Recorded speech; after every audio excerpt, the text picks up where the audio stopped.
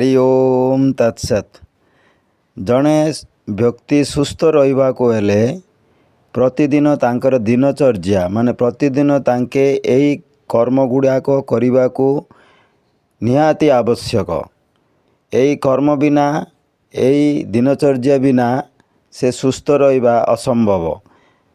से दिनचर्याटी होची प्रथम है आहार, तापर निद्रा, ब्रह्मचर्य, व्यायाम, स्नान आउ ध्यान।